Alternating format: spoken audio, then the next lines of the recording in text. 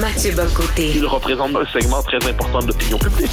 Richard Martineau. Tu vis sur quelle planète? La rencontre. Je regarde ça et là, je me dis, mais c'est de la comédie. C'est hallucinant. La rencontre. Bock-Côté, Martineau. Ah, c'est épouvantable ce qui se passe en Israël, mais c'est épouvantable ce qui s'est passé en Israël. Cependant, écoute, Mathieu, ma blonde Sophie me faisait la remarque lors de l'attaque dans la mosquée de Québec. Il y a personne qui a dit « Ah, c'est épouvantable ce qui s'est passé à la mosquée de Québec. » Mais les islamistes, quand même, ils l'ont un peu cherché. Jamais personne n'a dit ça. On a dit « C'est épouvantable, point. » Pourquoi que là, c'est toujours suivi de « mais, cependant, par contre ». Ouais. Non, mais bien sûr, il y a une espèce de récit dominant qui existe aujourd'hui, qui est celui, en toutes circonstances, de la culpabilité occidentale. Donc, quand les Occidentaux se font attaquer, et on rentre là-dedans Israël, qui est vu comme on pourrait dire la pointe avancée de l'Occident dans cette région du monde, eh bien, s'il est attaqué, c'est parce qu'il l'a bien cherché. Et si la mort de telle et telle et telle personne est regrettable, il n'en demeure pas moins que la cause à l'origine de cette violence est toujours l'Occident, qui connaîtrait une forme de retour du bâton, finalement. De la même manière, puis ça vient dans le même logiciel, le racisme anti-blanc est impossible théoriquement. Alors, par exemple, on va nous dire que quand on va dire sale blanc, ou je déteste les blancs, ou les blancs c'est dégueulasse, tuer tous les blancs, c'est pas du racisme, c'est une réaction au racisme des blancs, et donc là, qui s'exprime par des préjugés raciaux, mais c'est pas du vrai racisme quand on dit ça. Ça, on l'a vu aux États-Unis. Suffit de se rappeler dans le New York Times, Sarah Jeong, si je me trompe pas, qui avait été embauchée pour le New York Times, des vieux tweets remontent à la surface, et dans ces vieux tweets, il y a justement « Kill white people, I want people ». Il faut comprendre, c'est pas vraiment ce qu'elle voulait dire. De même, le sexisme anti-homme n'existe pas. On peut faire la longue liste de ces choses-là. Donc, il y a une espèce de système d'explication qui veut que quand l'occidental reçoit un coup sur la tête, c'est qu'il l'a bien cherché. Inversement, quand c'est le minoritaire, entre guillemets, qui subit la violence, et là tu évoques la scène tragique et bouleversante de la mosquée de Québec, qui, je le précise, avait ému tout le monde, de gauche, de droite, souverainiste, fédéraliste, centriste, qu'importe, tout le monde avait été bouleversé, on avait tous pris cette attaque comme si c'est une attaque contre nous-mêmes, parce que c'en était une, parce que c'est une attaque contre le Québec, contre le mode de vie québécois, contre nos compatriotes qui allaient à la mosquée, qui ont bien le droit d'y aller. Mais là, qu'est-ce qu'on nous disait? En fait, là, lorsqu'il y avait le type qui a tiré à Québec, eh bien, il tirait au nom de toute une civilisation. Donc, on lui disait que c'était finalement le porte-parole de l'islamophobie ambiante qui existerait dans notre civilisation. Donc, je perds le nom du tueur de Québec, mais finalement, c'est lui.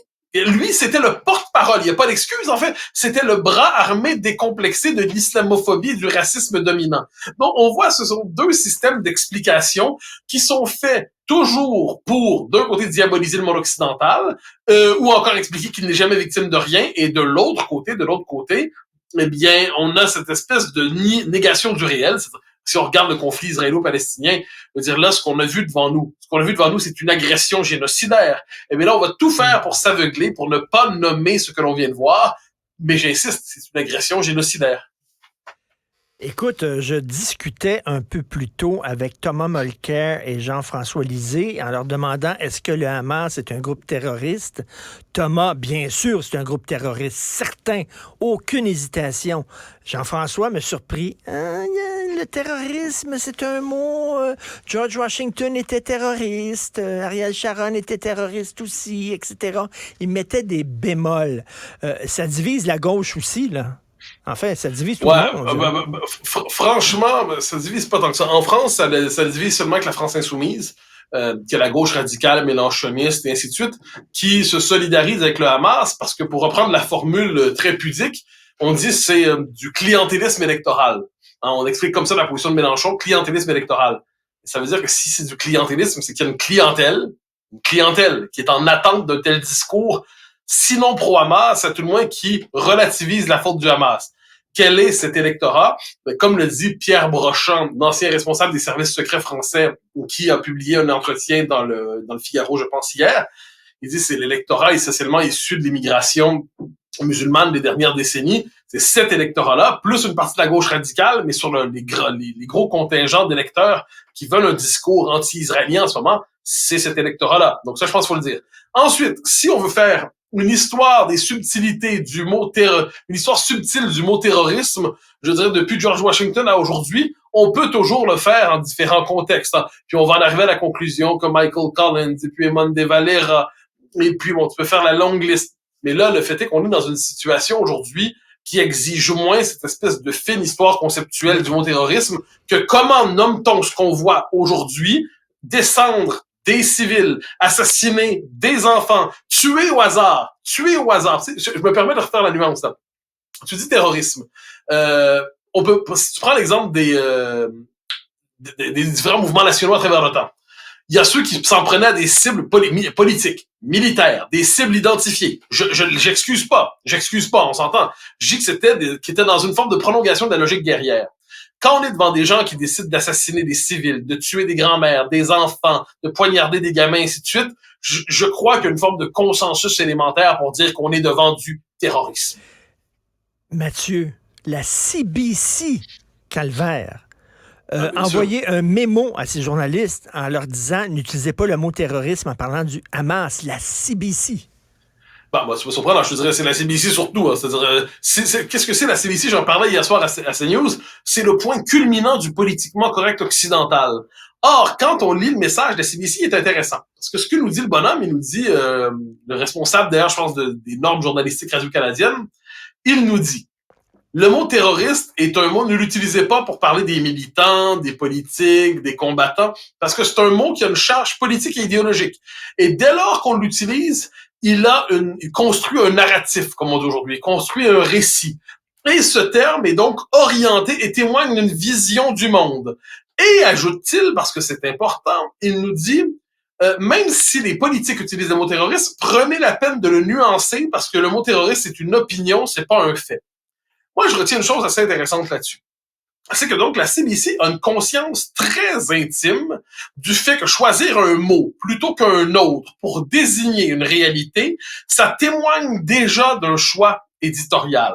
Choisir un mot, c'est jamais neutre. Choisir un mot, ça témoigne d'un angle, d'une vision des choses.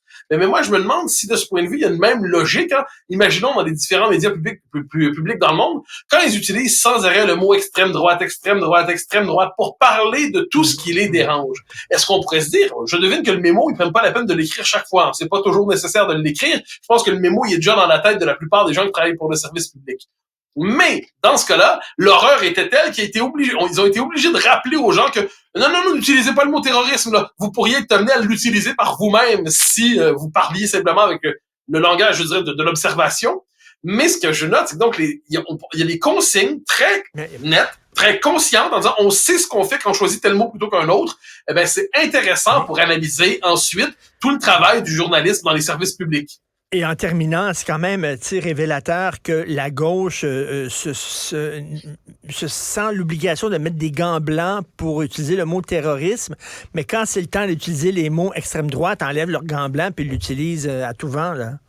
Intéressant.